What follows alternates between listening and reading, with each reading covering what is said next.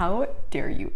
I strongly disagree. Hey y'all, my name is Nat. I hope you're having a terrific day today. And for this video, we are going to be reading 1-star reviews of some of my best books of 2024. Alright, before we get to anything bookish, make sure to hit like and subscribe down below, as well as tell me in the comments, what is a 5-star you had this year that you think is divisive, that you know other people aren't going to enjoy? I have very specific and particular tastes, and I know a lot of times I end up liking really divisive books. And I do have a few of those on my best books for the year so far. I have made a little bit of a list.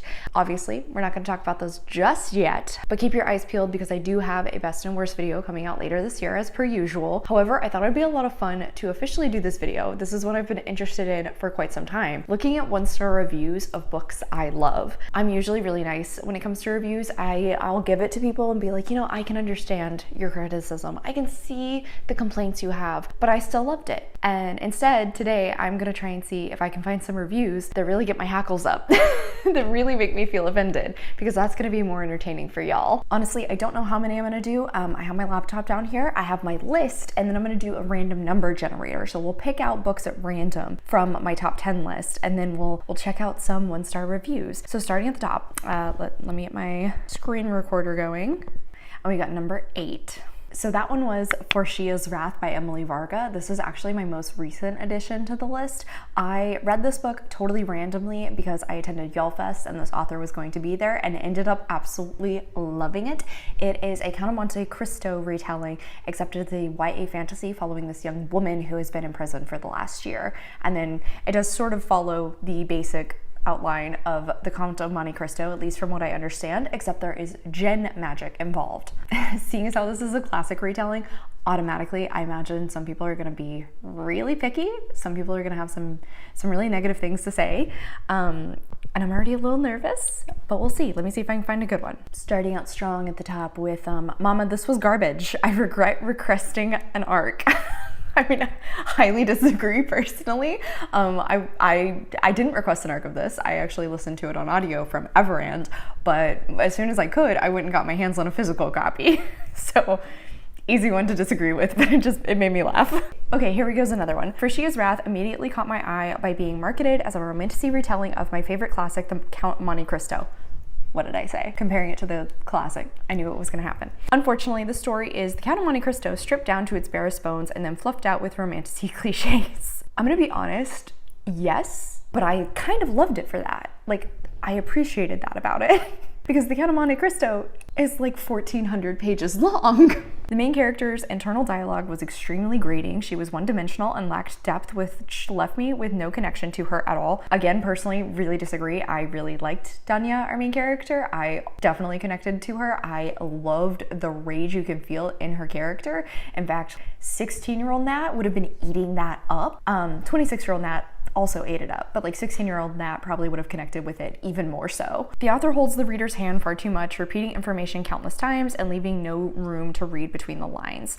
A show don't tell approach would have benefited the reader's experience immensely. I wouldn't flat out disagree that the writing style isn't more tell than show, but I personally didn't mind it too much. Like, it wasn't so much so that it was actively frustrating to me. I didn't feel like the author was holding my hand the whole way through. I was ready to DNF after the first chapter, but I gave this book a good chance before unfortunately choosing to DNF at 33%, a rarity for me. Ooh. Okay, so this person actually didn't even finish the book. The audiobook's narrator voice was clear and easy to listen to, and the differentiation in tones and accents helped the listener discern between characters. I do agree with that. I do recommend the audiobook. I think the narrator did a really great job. I can see readers unfamiliar with the tale of Monte Cristo perhaps looking past this book's shortcomings, as the source material boasts an excellent concept and plot. Ultimately, however, anyone who is familiar with the story will be left very disappointed. See, this is the exact kind of 1-star reviews I expected about this book, honestly. I've never read this classic. I don't like it's on my TBR, but it is so long. It is a classic, which is something I tend to not really enjoy, and I'm imagining the writing style is probably going to be really dry. It's a classic that like I don't even know if I'll ever read, so honestly, this retelling of it, loved it. My kind of thing. Okay, now I'm trying to find ones that like aren't DNFs or actively spoilery, which is kind of hard since this book is on the newer side, so there's not as many reviews to pick from as probably some other ones we'll have in the future. So we've got TLDR, I wanted to DNF this book at multiple times. times. It is 400 pages. It is about 200 pages too long, and most definitely could have been shorter, and the author probably deserved to have an editor that did her justice and the story justice. I don't know much about the publishing world, most of it from Yellowface. I don't know why that's really funny to me. But someone or someones need to have more input. So hopefully with reviews from the ARC, there might have been some changes. When it comes to being too long, I don't really agree. I do think things maybe dragged a little bit in the middle. Again, Danya's anger and determination for revenge really kept me reading. It kept me very invested. Can get invested into the story and the character, then I don't think it'll be too much of a problem for people. But obviously that's not going to be for everybody. 𝗖cie has Wrath is summarized as a sweeping Pakistani romantic fantasy retelling of the Count of Monte Cristo, where one girl seeks revenge against those who betrayed her, including the boy she used to love. The quote Pakistani elements were there and they felt forced. Disagree personally, but whatever. Is this a retelling of the Count of Monte Cristo? Sort of. Romantic fantasy, it's got some magical elements of seeds that give people power. And yes, there is a romance, one that will make you want to smack the FMC. You probably will want to smack her for other reasons, but that relationship is just one of them. Listen, she's still pretty young. And again, it's romantic fantasy. You gotta take some things with a grain of salt. The female main character is on a journey to seek revenge for being framed, the death of her family, a lover turned enemy, and the ones who tortured her. She brings along a sidekick who seems very unnecessary and such a poorly written character, no personality of their own. How dare you? I strongly disagree. I love her, who also is seeking revenge. Both are young and make really immature decisions that will have you wondering why. Again, like, this is a young adult book. I do think it kind of writes the line into new adult because it does have some darker moments, some more brutal moments, but again, it is YA. 𝗖cie has Wrath is time that I wish I could have my time back for. Ouch. Okay. It seems like the main complaints come down to the fact of like the Count of Monte Cristo aspect and then it being young adult and kind of falling into like young adult writing traps. Across the board, like, I can accept these criticisms, but I don't agree with them. So let's do our next one. Number 5, which was The Eyes Are the Best Part by Monica Kim. So this is quite different. This was an adult horror book that I read this year that has, once again, feminine rage, as well as discussions around racism and fetishization. Such a hard time getting that word out. It is definitely a character study. It's pretty slow build. The gore itself is very visceral and written in almost this like culinary way. So I'm already foreseeing there being complaints about this being slow, this not being gory enough, or like maybe too ham-fisted with the themes. I could see some people complaining about that, but again, I don't really agree with it. I liked how the themes were woven in, and then I'm also fairly certain some people are going to complain about a final reveal that takes place at the end of the book. I'm guessing that's gonna happen, so let's see. Okay, so right out of the get-go, actually garbage. I am so sorry to everyone who thinks this is a good book. You are delusional, I'm afraid. Maybe that's okay, I'll be in Delulu land. No worries. I do have guilt and confusion because everyone loves it except me, but I'm gonna go with I'm right and you're wrong. I love that for you. Just double down. So terribly written and boring, and the characters suck, and I felt like I was reading a 5th grade creative writing project. Oh my God. Damn, that's mean. Fully disagree, but you have your opinion. I think you're wrong, but you have an opinion. This is actually one from somebody I follow. The eyes are the best part. The end was the best part. I'm not gonna say I necessarily disagree with that because I did actually really like how things wrapped up in the end, but I gave it 5 stars, not 1 star for that. Oh wow, okay, this person wrote a lot of thoughts. Monica Kim's debut novel, The Eyes Are the Best Part, is horror in the most surface level possible. Disagree, can already name other books that I would consider more surface level than this. A soft bark and non-penetrating bites. Not a good enough reason to use the word penetrate. Yes, pun intended. It's what I think of when modern mainstream horror lit pops into my head. Well, a bad one anyways, dang. The novel centers around Ji-woon and her family after her father's affair ripped them apart. Sometime later, Ji-woon's mother started to date again, and her new boyfriend is a white man with an Asian fetish that rubs both Ji-woon and her sister the wrong way, which also reminded me that I didn't give y'all a synopsis, whoops. Right off the bat, the novel's biggest flaw, evidently shown, started with a reference to the title, but the whole thing was a big word salad that slows down the reading purely clearly to hold back the context of the scene or the meaning of certain sentences, i.e. why the I thing as long as possible, which happened frequently all throughout the novel. I feel like the sentence was a little bit of a word salad. It seemed that this was employed by Kim to unease the readers because the novel itself lacked tension and atmosphere to properly unsettle readers. Disagree. I was completely settled into this world. There are vivid body horror nightmare segments that plagues Ji-woon as the novel went on. Gore seems like the go-to way for Kim to scare readers, and it became obvious that Monica Kim doesn't read much of the genre. The dream sequence appeared way too much, and it got less shocking or unsettling and just straight up annoying after a while. Again, personally, disagree. I think it makes sense for the development of Ji-woon's character. Monica Kim does have a background in literature, but the mix of literary fiction and horror lit didn't mesh too well because it never went into either style of writing. It doesn't read much like a genre fiction, but the prose were just okay without any experimenting in them to be a literary fiction. Add in word salad problems that riddled every scene, make it bloated, and reminds me of Stephen King at his overindulged worst. I do appreciate that last line. Personally, just don't agree with this at all. Like, I liked the writing style. I think it was a nice balance between being literary fiction and horror in comparison to some other horror novels that I've read that fall too far in one or the other. And I also feel like this book is quite short. It is slow moving, but that's because it is so focused on the main character and her development. Well, actually more like her descent instead of development. Monica Kim's writing also suffered from a lot of telling rather than showing, which is a problem that might have occurred when writing from a first-person perspective. Again, like something that I didn't really pick up on personally. The characters suffered because of this flaw too, due to a lot of it were over-explained from Ji-woon. Every other characters are merely a cardboard cutout because of it. Again, I don't agree. I feel like her sister and her mother were pretty well created and not foil characters, but supporting characters to Ji-woon. I think there was enough there to entice you into their characters, but they're not the focus of the story. The characters' decisions all felt like it was determined by an external force as a result, where everything was in the service to move the scene into the next because it needed to be done instead of being an organic build up to the next scene. Again, I don't really agree.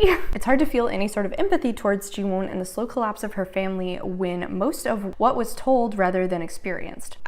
I guess this just comes down to like how your reading experience was, and I did not have the same reading experience as this person clearly. As an Asian from Asia, I don't have much to say about the racism angle the novel tried to tackle because it was very surface level at best and lacked much nuance other than white men bad for being overboard with liking my culture. What a way wrap everything that's going on in the story into like a single sentence. I know that George, the mother's boyfriend, is a lot more worse than just having that issue as his character flaw, but to Ji-woon, it felt like that was the issue to her merely because of how it was written. I don't agree with this person. I think we had very different experiences with this book. I'm so sorry it didn't work for them, but I really liked it.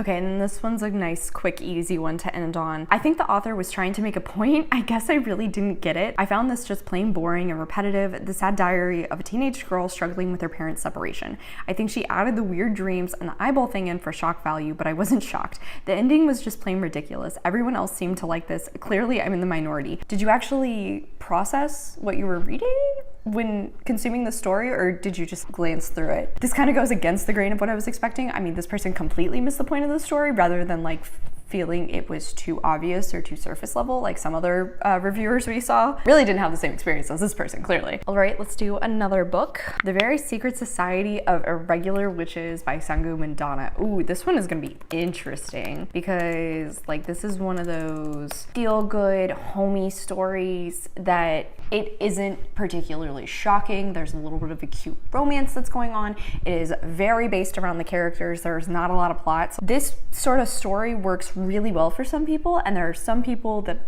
these just bore them. I feel like I've literally only seen like 5-star reviews or 3 stars. I've never seen anybody actually give this a 1 star, so I'm really intrigued to see some of these reviews. I mean, yeah, starting at the top, this has an average rating of 4.08. Like, that's pretty high. Less than 1% of reviews are 1 star, but there are over 1,000 reviews. I've never been disappointed by a book so much. Never. That is so sad. I mean, like, it's sad that you were disappointed by this book, not that you've never been so disappointed by another book. That was a weird thing to specify, Nat. Now, don't get me wrong, it's not a terrible book by any means, but for all that it's promised to be, it completely fell short of what I expected from it. And that's okay, that's fair. Like, this book is fairly hyped, and I can definitely understand, like, somebody overhyping it, and then if you go in with this being a mediocre book to you, I can get how that would just, like, instantly become a 1-star. Already I'm like I'm feeling for this person. This is often compared to House on the Cerulean Sea, and while I really don't want to compare the two, that was the selling point for me. Same, honestly. That's why I liked it, because it did remind me of Cerulean Sea so much. I expected a wholesome and inspiring story with adorable and precious characters that all make up this wonderful found family. That's exactly what this book is. I'm not understanding what let you down here. On the whole, this story is just that. It's cozy, the characters are lovable, and there is found family. So what are you complaining about? But I thought it was all executed so poorly and so ineffectively that I read every page feeling pretty much nothing. My brother in Christ, do you have a heart? Everything about this book was just so bland. Oh my God. None of the characters have much depth to them. Okay, I'll give it that. I don't think anybody apart from Mika is especially built out, but there's enough there to like entice you in each character. Yes, they have their distinct quirks and traits that make them unique, but nothing was done to really make me root for them. Thus, I didn't care about any of the character relationships, including the incredibly lackluster romance. Cannot relate. I don't understand how you felt this way. Overall, this book was just so corny and boring. The dialogue was predictable and unrealistic, and I'm saying that as someone who doesn't mind corny and predictable, being a longtime fan of middle grade books. It seems like you do.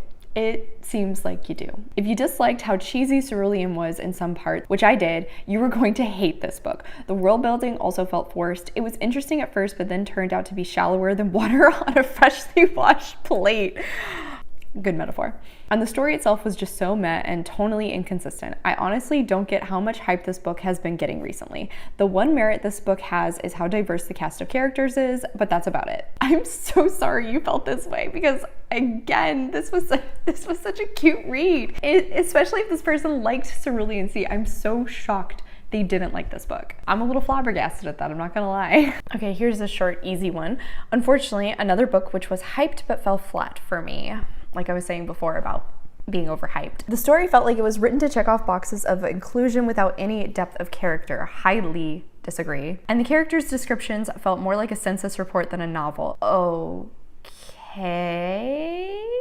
The children are written way older than 7 and 8 years old, and so much of the dialogue between characters felt choppy and awkward. First off, I will give it to them when it comes to the children's voices. There were times when I did feel like, I don't know if a kid really would be saying this at this age, but for the most part, I do feel like the kids do seem their age for most of the book. I don't think the dialogue came across as choppy or awkward. I mean, it's very punchy and like witty, almost like a sitcom, but to be fair, like the whole book reads like a sitcom. And the whole thing with the solicitor where Lillian actually was and the situation that happens where the solicitor shows up was just ridiculous. I mean, I'm not gonna disagree, it's a silly good time. That's what I went into the book wanting, was a silly good time. I feel like from the synopsis, that's what you would expect. I was kind of really hoping for the hilarious sweet story I'd heard about, but was disappointed. I'm so sorry to hear that, but kind of sounds like you just didn't want to enjoy this book. Wow, somebody actually marked this as their worst book of 2022. I just cannot relate. Oh my gosh, that's crazy. Okay, last one for the video. Have to wrap this up after that. This is a no from me. No, nope. Did I even read the same book as everyone else? Call me a Karen, but I don't find abundance of profanities cute, cozy, or magical. The F word is on just about every third page, which is completely uncalled for in terms of, well, everything in this book. They're simply swearing for the sake of swearing. Oftentimes right in front of 3 children ages 10 and under, they supposedly all dote on so much. Okay, Karen.